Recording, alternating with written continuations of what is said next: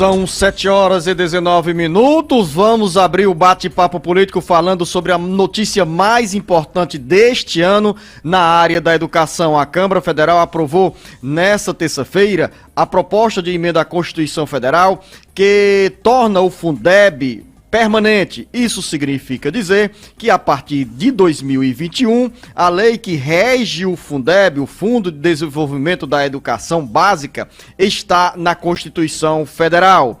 O Carlos Alberto chega agora com as informações sobre a votação na Câmara Federal desse projeto tão importante para o ensino público brasileiro. Com apoio massivo dos deputados federais do Ceará, a Câmara aprovou nessa terça-feira a proposta de emenda à Constituição PEC que torna permanente o Fundo de Desenvolvimento e Valorização dos Profissionais da Educação Fundeb.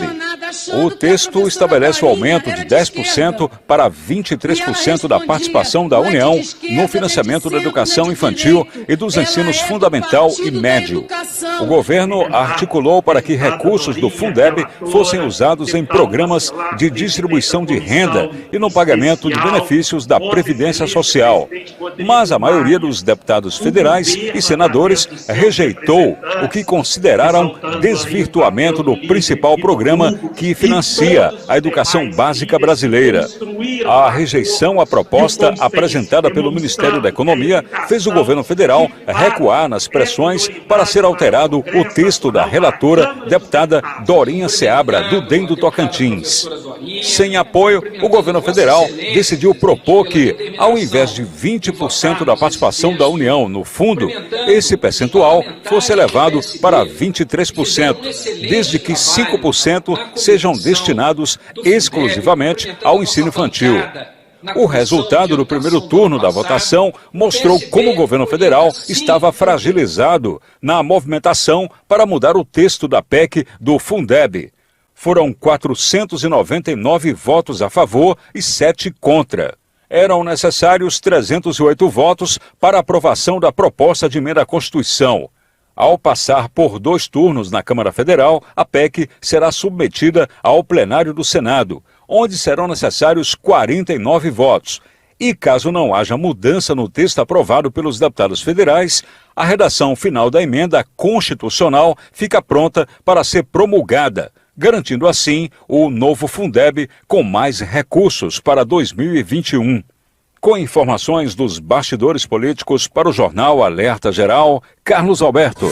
O governo federal perdeu essa briga e sem aliados dispostos a buscarem a redução ou bancarem a redução de recursos para a educação, o governo federal recuou nas pressões contra o novo Fundeb. As informações com Carlos Silva. O jogo de pressão do governo federal foi insuficiente para os deputados federais aceitarem as propostas do Ministério da Economia para incluir no novo Fundeb, Fundo de Manutenção e Desenvolvimento da Educação Básica e de Valorização dos Profissionais da Educação, recursos destinados a programas de distribuição de renda e pagamento de benefícios previdenciários. Sem apoio dentro do Congresso Nacional, o governo do presidente Bolsonaro sentiu que o momento não era oportuno para bombardear o Fundeb. Foi forte a reação de professores, educadores e movimentos sociais que exerceram pressão sobre os deputados federais para não recuarem na proposta original de aumentar a participação da União no Fundeb e tornar, por meio de emenda constitucional, o principal fundo de financiamento da educação básica permanente. Sem sucesso nas articulações políticas, o governo federal decidiu aceitar o texto da PEC, que torna o Fundeb permanente e propôs aumentar de forma gradual para 23% a fatia da União no fundo, desde que desse percentual, 5% das verbas sejam destinadas ao ensino infantil.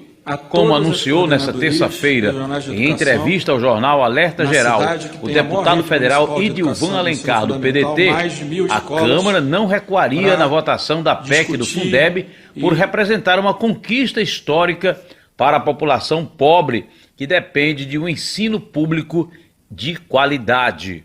Com informações do Ceará agora, para o jornal Alerta Geral, Carlos Silva. O deputado Idilvan Alencar, do PDT, comemorou na noite dessa terça-feira a aprovação da proposta de emenda à Constituição Federal que torna o Fundeb permanente e garante entre 2021 e 2026 mais 1 bilhão e 500 milhões de reais para os municípios e o estado do Ceará. Nós vivemos assim, um momento histórico no Congresso Nacional, na Câmara Federal, com a aprovação do Fundeb. Esse dinheiro que financia a educação nunca esteve na Constituição Federal. Estava sempre na discussão transitória com data para acabar. Agora, a educação pública brasileira pode dizer que tem um financiamento na Constituição. Foi importante, mas não foi um processo fácil. O governo tentou tumultuar, apresentou proposta em cima da hora. Na hora da votação, uma tentativa de obstrução. Os deputados não estavam marcando presença. Sessão já marcada e nada dos deputados aparecerem para marcar presença. Então ficou um ambiente mais tenso ainda, que a gente temia que não tivesse quórum.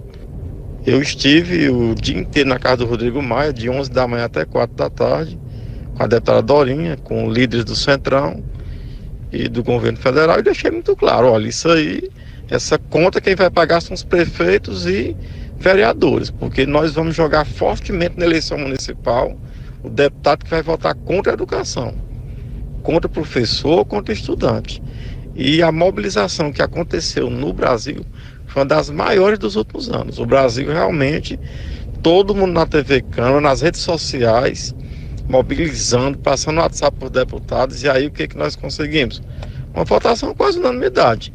Ou seja, quando as ruas se levantam, quando o povo vai forte, o parlamento tem que reagir. E tem que ser assim mesmo.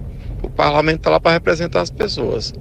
Então, um momento difícil, o dia inteiro, mas nós saímos felizes com essa grande vitória da educação brasileira.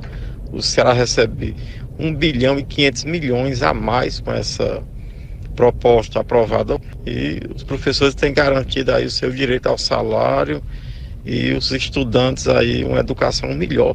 Não é o que a gente merece nem o que queria, mas é importante para a educação do Brasil. Beto Almeida, análise política com credibilidade e isenção. Para quem vê apenas o resultado da votação, Zenô, de ampla maioria, pensa que o resultado foi fácil, vamos dizer assim. Mas não, o governo tentou até o último instante obstruir, orientou inclusive a bancada dele a não ir votar, mas, logicamente, como bem descreveu aí o deputado Idilvan Alencar, houve toda essa reação contrária. E aí o seguinte, o que se viu foi uma vitória da educação. A gente pode dizer o seguinte, que a história, no fim das contas, saiu melhor do que se imaginava. Porque o projeto inicial era de elevar a participação da União de 10% para 20%. Ficou, então, para 23%, com a responsabilidade de pegar 5% desse total e dedicar para o ensino infantil, ou seja, para as creches. Nada daquela história de voucher, de pegar parte do dinheiro, por exemplo, e liberar para famílias para que elas pudessem contratar creches na iniciativa privada. É para fortalecer, para incentivar o ensino infantil, que é hoje um dos menos assistidos pela União. Só quem banca o ensino infantil hoje, Zenô, são as prefeituras.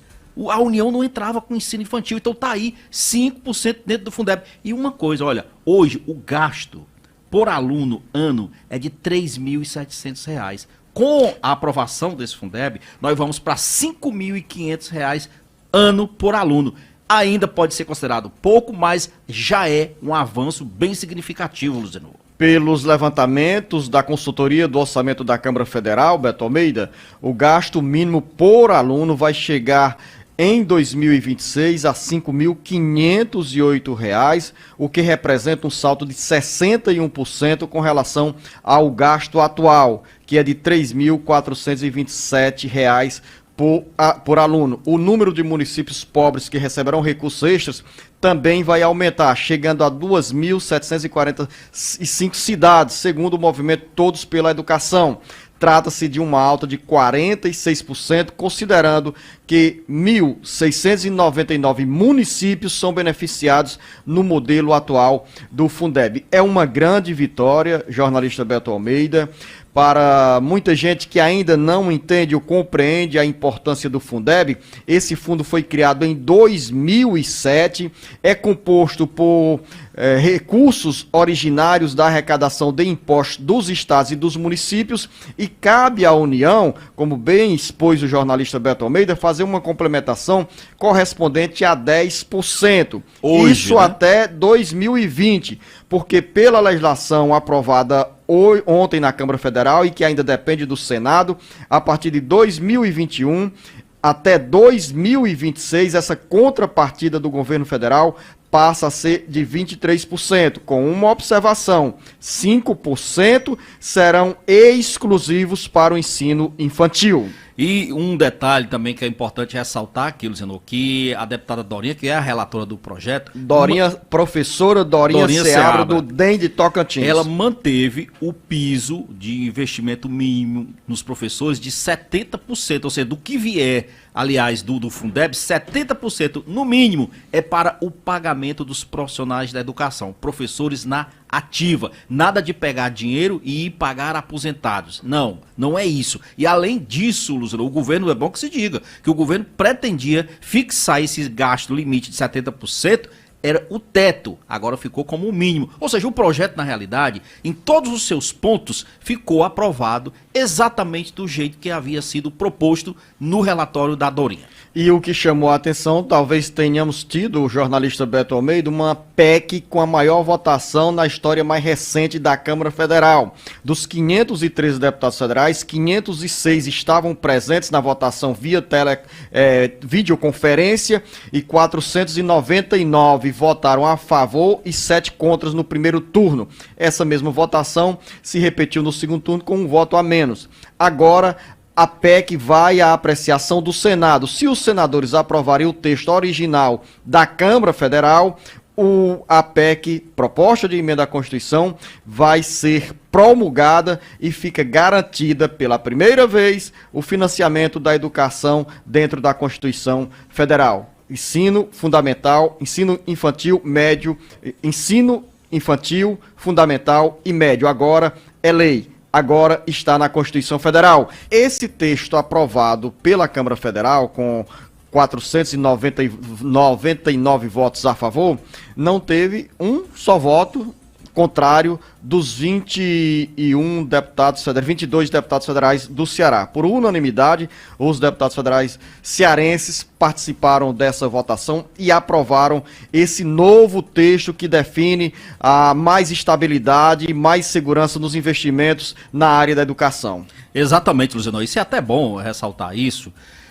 Primeiro, por reconhecer a participação e o empenho da bancada federal do Ceará. E segundo, porque, inclusive, tem surgido nas redes sociais, de vez em quando, algumas notícias fakes, por exemplo, apontando que deputado X, que deputado Y votou contra determinada matéria, quando na realidade não batem os fatos. Nesse aspecto, inclusive, apenas 6 parlamentares, 7 no primeiro turno e 6 no segundo, votaram contra. Eu fiquei curioso para a gente saber o seguinte: quem foram ainda assim esses 6 deputados tão fiéis ao governo, né?